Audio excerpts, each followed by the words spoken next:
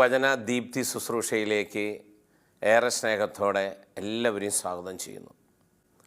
നിയമാവർത്തന പുസ്തകം 4:7 കർത്താവിൻ്റെ വചനം ഇപ്രകാരം നമ്മൾ ഓർമ്മിപ്പിക്കുകയാണ്. നാം വിളിച്ചപേക്ഷിക്കുമ്പോഴൊക്കെ നമ്മുടെ ദൈവമായ കർത്താവ് നമുക്ക് സമീപസ്ഥനായിരിക്കുന്നത് പോലെ ദൈവം ഇത്ര അടുത്തുള്ള വേറെ ഏത് ശ്രേഷ്ഠ ജനതയാണുള്ളത്? എൻ്റെ പ്രിയപ്പെട്ട ദൈവജനമേ, ഈ കാലഘട്ടത്തിൽ, ഈ തിന്മ നിറഞ്ഞൊരു കാലഘട്ടത്തിൽ നമ്മൾ കടന്നു പോകുമ്പോൾ ഏറെ പ്രാർത്ഥന ശക്തിയോടെ നമ്മുടെ ജീവിതത്തിൽ ഇനിയും ഉണരേണ്ടതുണ്ട്.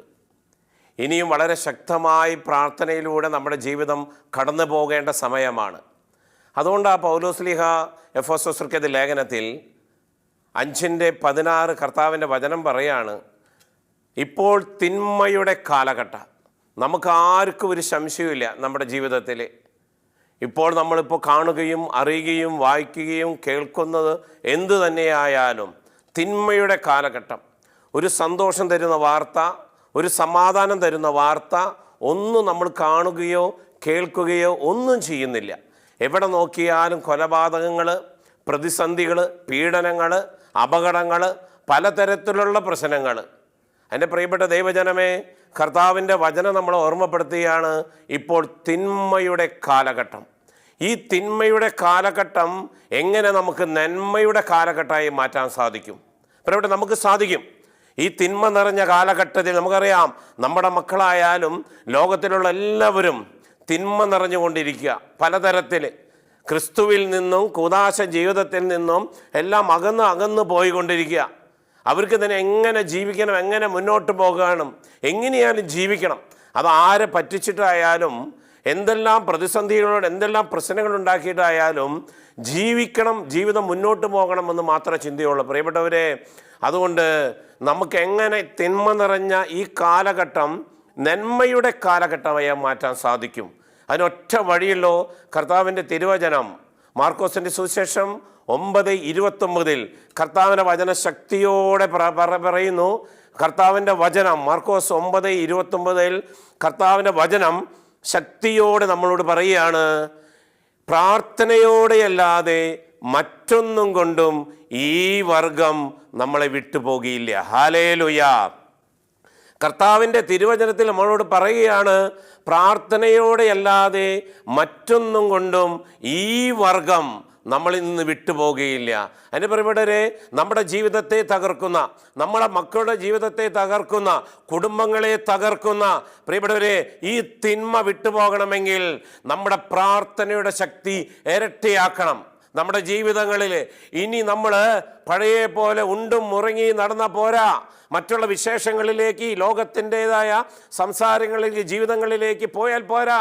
ശക്തമായിട്ട് ദൈവത്തോട് നമ്മൾ പ്രാർത്ഥിക്കണം പ്രിയപ്പെട്ടവർ. അതുകൊണ്ടാണ് വിശുദ്ധ പാദ്രി പിയോ പറയുന്നൊരു കാര്യം, നിങ്ങൾ എവിടെയായിരുന്നാലും, എന്തു ചെയ്യുകയായാലും, യാത്ര ചെയ്യായാലും, ജോലി ചെയ്യായാലും, എന്തെല്ലാം നടപടികൾ നിൻ്റെ ജീവിതത്തിലുണ്ടായാലും ഉള്ളിൻ്റെ ഉള്ളിൽ ദൈവത്തോട് പ്രാർത്ഥിച്ചു കൊണ്ടിരിക്കാം. അങ്ങനെ കർത്താവ് വിശുദ്ധൻ നമ്മൾ ഓർമ്മപ്പെടുത്തുന്നൊരു കാര്യം. വിശുദ്ധൻ നമ്മളോട് പറയാണ്, നിങ്ങൾ എന്ത് ചെയ്യായാലും, നടക്കുകയായാലും, ഇരിക്കുകയായാലും, യാത്ര ചെയ്യായാലും, ജോലി ചെയ്യായാലും, എവിടെയായാലും നിങ്ങളുടെ ഉള്ളിൻ്റെ ഉള്ളിൽ ദൈവത്തോട് പ്രാർത്ഥിച്ചു കൊണ്ടിരിക്കണം.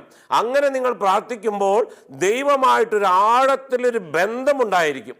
അങ്ങനെ ദൈവമായിട്ടൊരു ആഴത്തിലൊരു ബന്ധത്തിൽ നമുക്ക് മുന്നോട്ട് പോകാൻ സാധിക്കും. അപ്പോൾ ഒരിക്കലും ഒരു തിന്മയ്ക്ക് നമ്മളെ കീഴടക്കാൻ സാധിക്കുകയില്ല. തിന്മ നമ്മളെ നയിക്കുകയില്ല, ദൈവം നയിക്കും. ഹല്ലേലൂയ. ഈ കാരണം ദൈവം നയിക്കണം പ്രിയപ്പെട്ടവരെ. പ്രലോഭനങ്ങൾ നിറഞ്ഞ ഈ കാലഘട്ടം, നമ്മളെ വഴിതെറ്റിക്കുക ഈ പ്രലോഭകൻ നമ്മുടെ ചുറ്റുമുണ്ട്, നമ്മുടെ കൂടെയുണ്ട്. അതുകൊണ്ടാ ഈ ദൈവത്തിൻ്റെ വചനം നമ്മൾ ഓർമ്മിപ്പിക്കുകയാണ് പ്രിയപ്പെട്ടവരെ. അതുകൊണ്ട് ഈ കാലഘട്ടത്തിൽ കർത്താവിൻ്റെ വചനത്തിന് അത്രമാത്രം പ്രാധാന്യം നമ്മൾ കൊടുക്കണം. കർത്താവിൻ്റെ വചനം പറയാണ്, പ്രലോഭനത്തിൽ അകപ്പെടാതിരിക്കാൻ നീ ഉണർന്നിരുന്ന് പ്രാർത്ഥിക്കണം. അപ്പോൾ അതുകൊണ്ട് കർത്താവിൻ്റെ വചനം നമ്മളെ ഓർമ്മപ്പെടുത്തുകയാണ്, ഇപ്പോൾ നിങ്ങൾ ഇനിയും ഉറങ്ങിയും ഒന്നും അറിയാത്തതുപോലെ നടന്നാൽ പോരാ. നമ്മളെ ആക്രമിക്കാൻ, നമ്മളെ വഴിതെറ്റിക്കാൻ, നമ്മുടെ കുടുംബങ്ങളെ, നമ്മുടെ മക്കളെ ശിഥിലമാക്കുവാൻ പ്രിയപ്പെട്ടവരെ, പ്രലോഭകൻ നമ്മുടെ കൂടെയുണ്ട്. അതിശക്തമായിട്ട് നമ്മൾ പ്രാർത്ഥിച്ചു കൊണ്ടിരിക്കണമെന്നാണ് കർത്താവിൻ്റെ വചനവും വിശുദ്ധരും നമ്മളെ ഓർമ്മപ്പെടുത്തുന്നൊരു കാര്യം. അതുകൊണ്ട് വിശുദ്ധനായ ജോൺ മരിയ വിയ്യാനി പുണ്യവാളൻ പറയുന്നു, പ്രാർത്ഥനയില്ലാത്ത മനുഷ്യൻ ചിറകില്ലാത്ത പക്ഷി പോലെ എന്നാണ്. പ്രാർത്ഥനയില്ലാത്ത മനുഷ്യൻ ചിറകില്ലാത്ത പക്ഷി പോലെയാണ് എന്നാണ് വിശുദ്ധൻ അങ്ങനെ പറഞ്ഞ്. നമുക്കറിയാം, ഒരു പക്ഷിക്ക് അതിൻ്റെ ജീവിതം രക്ഷപ്പെടാൻ, ഒരു അപകടത്തിൽ രക്ഷപ്പെടാൻ, ഒരു പ്രതിസന്ധി വന്നാൽ രക്ഷപ്പെട്ട് അവിടെ നിന്ന് മാറിപ്പോകുവാൻ അതിന് ചിറക് വേണം. എൻ്റെ പ്രിയപ്പെട്ടവരെ, അപ്പോൾ ഒരു അപകടത്തിൽ നിന്ന്, ഒരു പ്രതിസന്ധിയിൽ നിന്ന്, ഒരു പ്രശ്നത്തിൽ നിന്ന് ആ പക്ഷിക്ക് അതിൻ്റെ ജീവൻ രക്ഷിക്കുവാനായിട്ട്, മാറിപ്പോകുവാനായിട്ട് ഒറ്റ മാർഗ്ഗമുള്ളൂ, ചിറക്. ഇതുപോലെയാണ് നമ്മുടെ വ്യക്തിപരമായ ജീവിതത്തിൽ ഒരു പ്രശ്നം വന്നാൽ ആ തിന്മയിൽ നിന്ന് മാറാൻ, ആ അപകടത്തിൽ നിന്ന് മാറിപ്പോകാൻ, നമ്മുടെ കുടുംബങ്ങളെ രക്ഷിക്കുവാൻ എൻ്റെ പ്രിയപ്പെട്ടവരെ പ്രാർത്ഥനയിലൂടെ മാത്രമേ സാധിക്കൂ. പ്രാർത്ഥിക്കുന്ന മനുഷ്യനൊരു തിന്മയ്ക്കും കീഴടക്കാൻ സാധിക്കില്ല. അവൻ ദൈവത്തോട് കൂടെയാ. ദൈവമായിട്ടൊരു ബന്ധം, അനുദിന ബന്ധം നമ്മുടെ ജീവിതത്തിൽ ഉണ്ടാകണമെങ്കിൽ പ്രാർത്ഥന ഉണ്ടായിരിക്കണം. ഒരുപക്ഷെ ഒരുപാട് മക്കൾ പലപ്പോഴും വിളിച്ചു പറയുന്നൊരു കാര്യമുണ്ട്, ബ്രദറെ ഞാൻ ധ്യാനത്തിന് പോയി, 5 ദിവസം ധ്യാനം കൂടി, ഭയങ്കര പ്രാർത്ഥനയായിരുന്നു, പക്ഷേ കുറച്ച് ദിവസങ്ങൾ കഴിഞ്ഞപ്പോൾ വിളിക്കുകയാണ്, ഇപ്പോൾ പറ്റുന്നില്ല, ഉറക്കം വരുന്നു, ക്ഷീണം വരുന്നു, ആ പഴയൊരു ഉത്സാഹമില്ല. കാരണം എന്താ? പ്രാർത്ഥന കുറഞ്ഞു. കത്തോലിക്ക മതബോധന ഗ്രന്ഥം CCC സഭ നമ്മളെ പഠിപ്പിക്കുന്ന ഒരു കാര്യം, പ്രാർത്ഥന ദൈവമായിട്ടൊരു സംഭാഷണം, അങ്ങനെ പറയണേ. അപ്പൊ ദൈവമായിട്ടൊരു ബന്ധം നമ്മുടെ ജീവിതത്തിൽ ഉണ്ടാകണമെങ്കിൽ ഒറ്റ കാര്യമുള്ളൂ, പ്രാർത്ഥന. നമ്മൾ നോക്കിയേക്കാൻ, ഇവിടെയെല്ലാം ഫാൻ കറങ്ങുന്നു, ലൈറ്റ് കത്തുന്നു, ഈ മൈക്ക് ഓണാണ്, ഈ കണക്ഷൻ പോയാൽ എന്തുണ്ടാവും? ഇതെല്ലാം മാറിപ്പോകും. ഇതുപോലെയാണ് ദൈവമായിട്ടൊരു ബന്ധം അനുദിന ജീവിതത്തിൽ നമ്മൾ ഉണ്ടാകുവാൻ പ്രാർത്ഥനയുണ്ടാകണം. അതൊക്കെ ഏതൊക്കെ കാരണത്താൽ? പരിശുദ്ധ കുർബാന, പ്രാർത്ഥനയുടെ പ്രാർത്ഥന, ജപമാല, പരിശുദ്ധ അമ്മ വഴിയുള്ള ഒരു പ്രാർത്ഥന, കരുണകൊന്ത പ്രാർത്ഥന, വചനവായന പ്രാർത്ഥന, ഇങ്ങനെ ദൈവമായിട്ടുള്ള അനുദിന ജീവിതത്തിൽ നമുക്ക് ബന്ധപ്പെടാൻ ഇതൊക്കെ മാർഗമുള്ളൂ. ഒരു തിന്മയ്ക്ക് നമ്മളെ ഭരിക്കാൻ സാധിക്കുകയില്ല. നമ്മുടെ കുടുംബങ്ങളെ നശിപ്പിക്കാൻ, നമ്മുടെ മക്കളെ നശിപ്പിക്കാൻ പലരും പറയുന്നൊരു കാര്യമാണ് പ്രിയപ്പെട്ടവരെ. അതുകൊണ്ട് പ്രാർത്ഥന കുറയുമ്പോഴാണ് വീണ്ടും വിളികൾ വരുന്നത്. കാരണം ചാർജ് ഓഫായി, നഷ്ടപ്പെട്ടു. അതുകൊണ്ട് വീണ്ടും വളരെ ശക്തമായിട്ട് പ്രാർത്ഥനയിലേക്ക് കൊണ്ടുവരാൻ പലരും അതുകൊണ്ടാണ് പറയണത്, പ്രിയപ്പെട്ട ഈ കാലഘട്ടത്തിൽ നമ്മുടെ മക്കളുടെ, നമ്മുടെ ജീവിതങ്ങളെ, നമ്മുടെ കുടുംബങ്ങളെ നശിപ്പിക്കാൻ വന്നിരുന്ന തിന്മയ്ക്കെതിരെ നിൽക്കുവാൻ പ്രാർത്ഥനയിലൂടെ മാത്രമേ സാധിക്കുകയുള്ളൂ. ഹല്ലേലൂയ. എൻ്റെ പ്രിയപ്പെട്ട ദൈവജനമേ, നമ്മൾ ഓർക്കണം, പലരും ഇന്നാളൊരു ജീവിത പങ്കാളി, ഒരു ഭാര്യ, സഹോദരി ഷൈറിയാണ്. ഈ സഹോദരി പറഞ്ഞു, എൻ്റെ ബ്രദറെ 49-50 വർഷമാണ് വരുന്നത് ഞാൻ എൻ്റെ വിവാഹം കഴിഞ്ഞിട്ട്. അപ്പം ഞാൻ പറഞ്ഞു, അത് സന്തോഷമുള്ള കാര്യമില്ല. 50 വർഷം എന്നൊക്കെ പറഞ്ഞാൽ ഈ കാലഘട്ടത്തിൽ നമുക്ക് ചിന്തിക്കാൻ പറ്റും, 50 വർഷം ഭാര്യ ഭർത്താക്കന്മാരായിട്ട് ജീവിക്കുക എന്നുള്ളത് ഈ കാലഘട്ടത്തിൽ നമുക്ക് സ്വപ്നം കാണാൻ സാധിക്കുകയില്ല. അപ്പം ഞാൻ സന്തോഷമാണല്ലോ ചേച്ചി എന്ന് പറഞ്ഞു. എനിക്കൊരു സന്തോഷമില്ല ബ്രദറെ. എന്താണെന്ന് ചോദിച്ചു. പിന്നെ ഭർത്താവിൻ്റെ, തൻ്റെ ജീവിത പങ്കാളിയുടെ പ്രശ്നങ്ങളിങ്ങനെ പറഞ്ഞുകൊണ്ടിരിക്കുക. അങ്ങനെയാണ്, ഒരു സന്തോഷം തന്നിട്ടില്ല, എന്നോട് അങ്ങനെ മിണ്ടാറില്ല, രോഗമുണ്ടോ എന്ന് ചോദിക്കാറില്ല, ഇങ്ങനെ ഓരോ കാര്യങ്ങളിങ്ങനെ പറഞ്ഞുകൊണ്ടിരിക്കുക. എല്ലാം കേട്ടുകൊണ്ടിരുന്നു, എല്ലാം കേട്ടു, കുറ്റങ്ങളും കുറവുകളും ഇങ്ങനെ പറഞ്ഞുകൊണ്ടിരിക്കുക. അവസാനമായപ്പോൾ ഞാൻ ചോദിച്ചു, ചേച്ചി പ്രാർത്ഥിക്കാറുണ്ടോ? പിന്നെ വചനം പിന്നെ വായിക്കും, എഴുതാറുണ്ട്, ബൈബിള് ഫുള്ളായിട്ട് എഴുതി, ജപമാല, കരുണകൊന്ത, രക്തകണ്ണീർ കൊന്ത, ഔസേപിതാവിൻ്റെ കൊന്ത, എല്ലാ കൊന്തകളും പ്രാർത്ഥനകളും ചെല്ലാറുണ്ട്. അവസാനം ഞാൻ ചോദിച്ചു, 50 വർഷമായിട്ട് തൻ്റെ ജീവിത പങ്കാളിക്ക് ഒരു രഹസ്യം 10 നന്മ നിറഞ്ഞ മറിയുമ്പോൾ ചൊല്ലിയിട്ടുണ്ടോ സഹോദരി? അല്പസമയം മിണ്ടാതിരുന്നു. അത് ബ്രദറെ, ഞാനത് എല്ലാവർക്കും ആ ധ്യാന കേന്ദ്രത്തിന്, ആ ധ്യാന ഗുരുവിന് എല്ലാവർക്കും ഞാൻ പറഞ്ഞു, അതൊന്നും നിങ്ങളെ ഏൽപ്പിച്ചിട്ടില്ല. ചെല്ലുന്നതുകൊണ്ട് വിരോധവുമില്ല.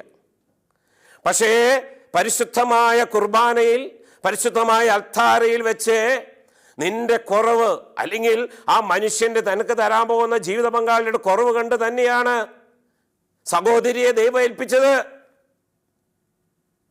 എന്നിട്ട് ആ സഹോദരന് വേണ്ടി, തൻ്റെ ജീവിത പങ്കാളിക്ക് വേണ്ടി ആ അൾത്താർ, പുണ്യമായ അൾത്താരയിൽ മുമ്പിൽ വെച്ച് പിതാവിൻ്റെയും പുത്രൻ്റെയും പരിശുദ്ധാത്മാവിൻ്റെ നാമത്തിൽ ഏൽപ്പിച്ച് തന്ന തൻ്റെ ജീവിത പങ്കാളിക്ക് 50 വർഷമായിട്ട് 10 നന്മ നിറഞ്ഞ മറിയമ ചെല്ലാതെ തന്നെ ദൈവം ഏൽപ്പിച്ച, ഇത് ദൈവം അറിയാണ്ട് സംഭവിച്ചതല്ല, അവൻ്റെ കുറവ് അറിയാം.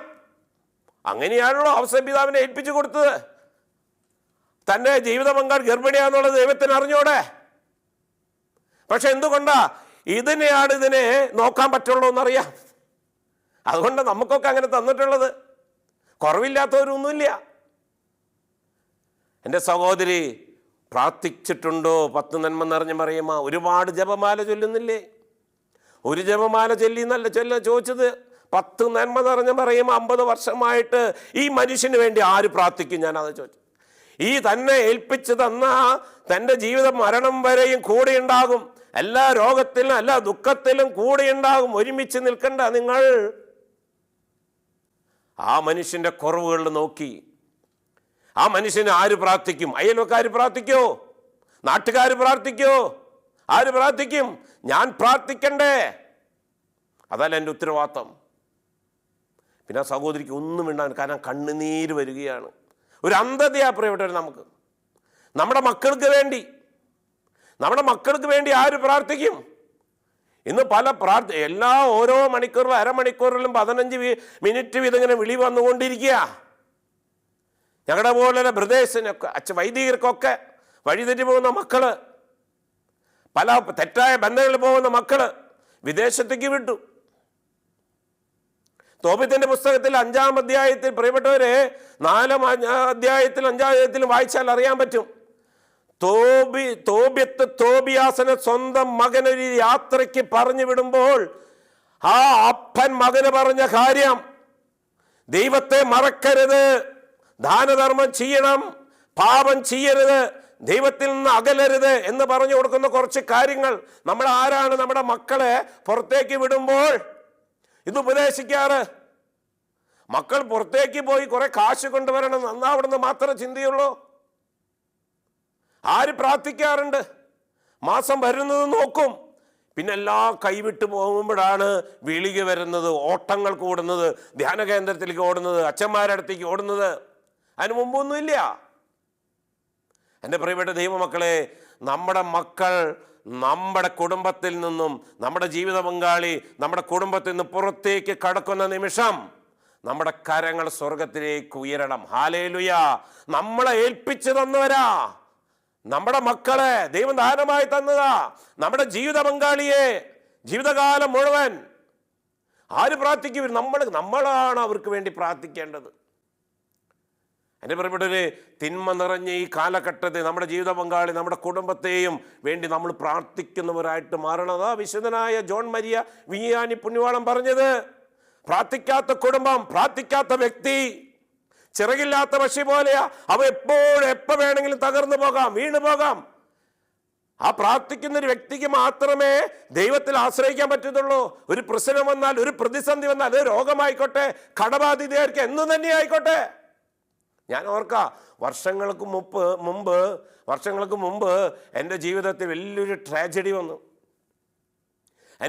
എനിക്ക് 2 മക്കൾ, ഒരു ആൺകുട്ടി ഒരു പെൺകുട്ടിയാണ്. ഈ 2 പേർക്ക് ഡെങ്കിപ്പനി വന്നു. അതറിഞ്ഞിരുന്നില്ല. പനിയാന്ന് പറഞ്ഞിട്ട് മകനെ ഹോസ്പിറ്റലിലാക്കി. കുറച്ച് ദിവസം കഴിഞ്ഞപ്പോൾ മകൾക്കും വന്നു. 2 പേര് ഹോസ്പിറ്റലിൽ. അങ്ങനെ കുറച്ച് ദിവസങ്ങൾ അവരുടെ പരിശോധനയ്ക്ക് കഴിഞ്ഞിട്ട് അവസാനം ഡെങ്കിക്ക് വേണ്ടി ടെസ്റ്റിന് വിടുകയാണ്. ആ ഹോസ്പിറ്റലിൽ അതിനുള്ള ടെസ്റ്റ് ഇല്ല. വിട്ട് റിസൾട്ട് വന്നു, ഡെങ്കിപ്പനിയാണ് സ്ഥിരീകരിച്ചു. പക്ഷെ അവിടെ ചികിത്സയില്ല. വേഗം അവർ എഴുത്തുനിന്ന് ഏതെങ്കിലും ഹോസ്പിറ്റലിൽ, എന്നെ ഹോസ്പിറ്റലിൽ കൊണ്ടുപോകണം. അവിടെ ചെന്നപ്പോൾ ഒരു രക്ഷയില്ല. അപ്പോഴേക്കും കുട്ടികൾ തളർന്നു പോയി. എൻ്റെ കൂടെ എൻ്റെ സുഹൃത്തുണ്ട്, എൻ്റെ സഹോദരിമാരുണ്ട്, എൻ്റെ ജീവിത പങ്കാളി, ഇവരെല്ലാവരും എന്നെ നോക്കാം. ഞാനൊരു ശുശ്രൂഷകനല്ലേ, എൻ്റെ മനോഭാവം എന്താവും? എന്നോട് എൻ്റെ കർത്താവ് ഇങ്ങനെ ചെയ്തല്ലോ എന്ന് പറയുന്നു വിചാരിച്ചിട്ട് അവർ നടക്കണം. എനിക്കൊരു ഉറപ്പുണ്ട്, എന്നെ വിളിച്ചവൻ വിശ്വസ്തന. ഹല്ലേലൂയ. എൻ്റെ പ്രിയപ്പെട്ട ദൈവജനമേ, അങ്ങനെ അവിടെ നിന്ന് വേറെ ഹോസ്പിറ്റലിൽ കൊണ്ടുപോയി, നേരെ ICUയിലേക്ക് കൊണ്ടുപോയത്. അത് ചെക്ക് ചെയ്തപ്പോൾ 20,000, എൻ്റെ മകന് 20,000, മകൾക്ക് 40,000 മാറി. വർഷങ്ങൾക്ക് മുമ്പാ. ഇപ്പൊക്കെ അതിനേലും വലിയ സെറ്റപ്പുകളൊക്കെ വന്നു. അന്നതൊന്നുമില്ല, അത്രയൊന്നുമില്ല. ICUയിലേക്ക് കൊണ്ടുപോയി, അവർക്ക് ഭക്ഷണയ്ക്ക് വേറെ പാത്രം, കൊതുവലയ്ക്ക് ഇട്ട്, അങ്ങനെ ഒരു പ്രത്യേകമായൊരു അവസ്ഥ. ഇങ്ങനെ ഈർക്കിളി പോലെ 2 മക്കളും. അവർ പൾസ് പിടിച്ച് നോക്കിയപ്പോൾ ഇല്ല, കിട്ടുന്നില്ല, അത്രമാത്രം മോശമായി. ഡോക്ടർ ഇതെല്ലാം പരിശോധിച്ച് പുറത്തേക്ക് വന്ന്, ഞങ്ങളെല്ലാവരും പുറത്തേക്കുണ്ട്. എന്നിട്ട് അവർ പറഞ്ഞൊരു കാര്യമുണ്ട്, ഡോക്ടർ 48 മണിക്കൂർ കഴിയാതെ ഒന്നും പറയാൻ സാധിക്കില്ല. എന്താ പറയുന്നത് അവിടെ? 48 മണിക്കൂർ കഴിയാതെ ആരാ? പഠിച്ച പഠിപ്പിൽ നിന്നും, എൻ്റെ പ്രിയപ്പെട്ടവരെ, അവർ പഠിച്ചതിൽ നിന്ന് അവർ മനസ്സിലാക്കിയ കാര്യം 48 മണിക്കൂർ കഴിഞ്ഞാൽ അതെന്തെങ്കിലും പറയാൻ പറ്റത്തുള്ളൂ.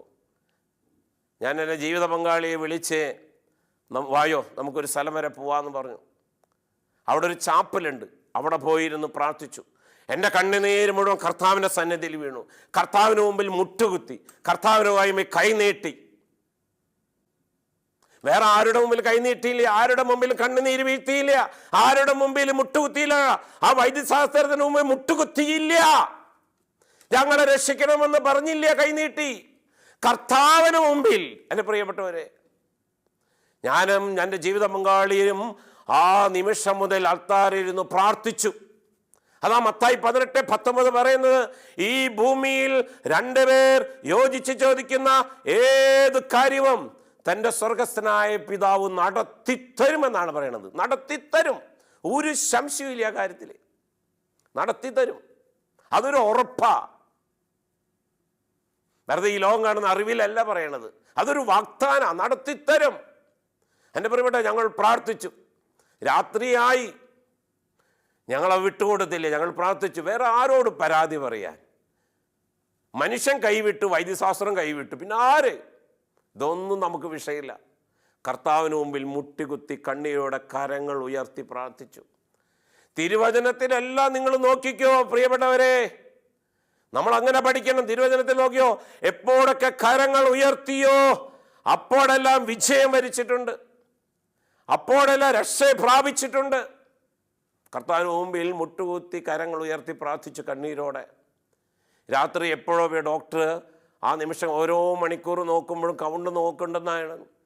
യൂറിൻ എത്ര പാസ് ചെയ്തിട്ടുണ്ട്, എത്ര വെള്ളം കുടിച്ചിട്ടുണ്ട്, ഓരോ മണിക്കൂറിലും കൗണ്ടിൻ്റെ വ്യത്യാസം ഇങ്ങനെ നോക്കിക്കൊണ്ടിരിക്കുക.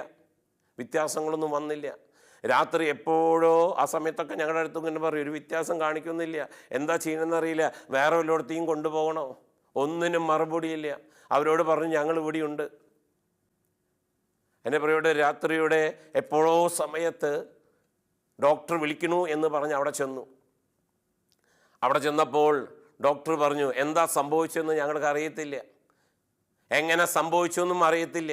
ഞങ്ങൾ ഓരോ മണിക്കൂറിൽ നോക്കണ്ടായിരുന്നു.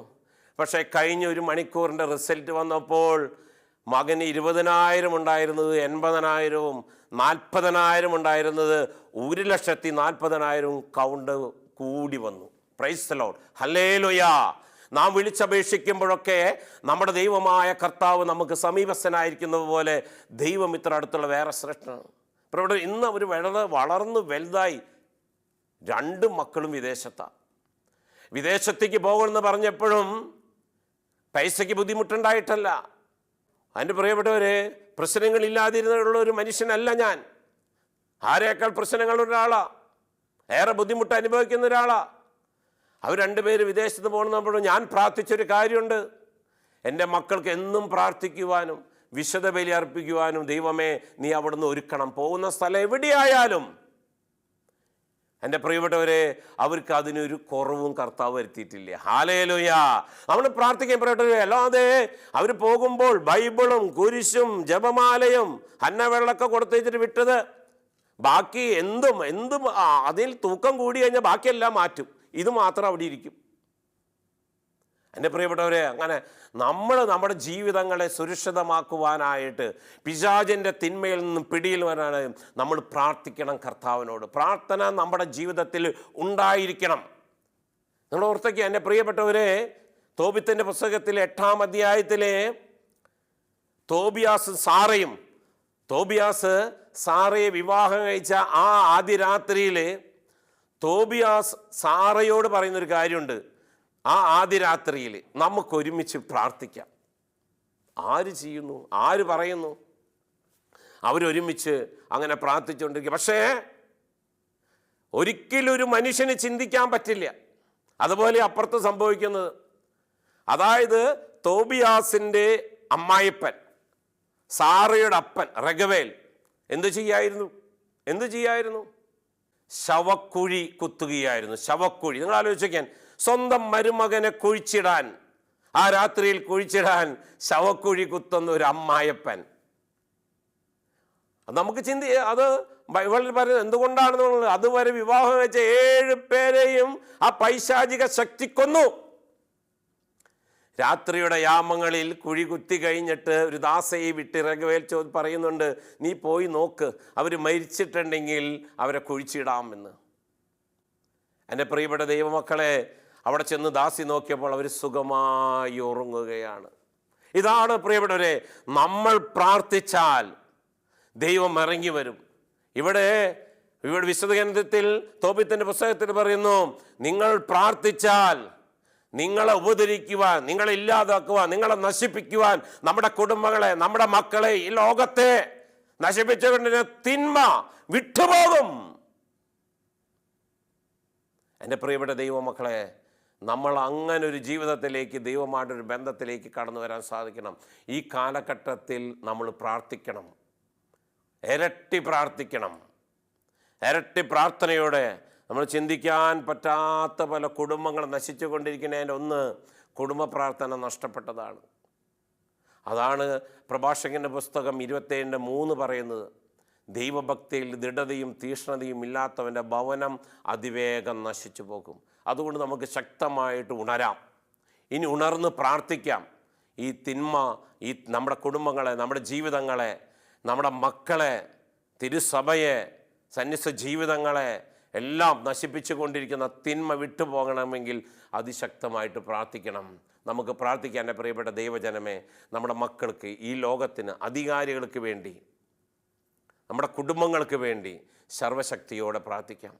കർത്താവായ ഈശോയെ, കുടുംബങ്ങളും യുവാക്കളും എല്ലാം കർത്താവിലേക്ക്, അങ്ങയിലേക്ക് തിരിച്ചു വരുവാനായിട്ട് എൻ്റെ ഈശോയെ പ്രാർത്ഥിക്കുന്നു. പ്രാർത്ഥനയുടെ ശക്തി ഞങ്ങൾക്ക് കടത്തി വരണമേ. ഞങ്ങളുടെ ജീവിതത്തിൽ അതിശക്തമായ പ്രാർത്ഥനയുടെ അഭിഷേകം ഞങ്ങളിലേക്ക് കടന്നു വരണമേ. പ്രാർത്ഥനകൾ ഉയരുവാനായിട്ട് ലോകമെമ്പാടും തകർന്നുകൊണ്ടിരിക്കുന്ന മക്കൾക്ക് വേണ്ടി, പാപികളുടെ മാനസാന്തരത്തിന് വേണ്ടി ഈശോയെ അങ്ങയുടെ കൂടെ ആയിരിക്കുവാൻ എപ്പോഴും ഞങ്ങൾക്കും കഴിയട്ടെ എന്ന് ഞങ്ങൾ പ്രാർത്ഥിക്കുകയാണ്. നിത്യം പിതാവിൻ്റെയും പുത്രൻ്റെയും പരിശുദ്ധാത്മാവിൻ്റെയും നാമത്തിൽ ആമേൻ. ദൈവം എല്ലാവരെയും അനുഗ്രഹിക്കട്ടെ. Praise the Lord.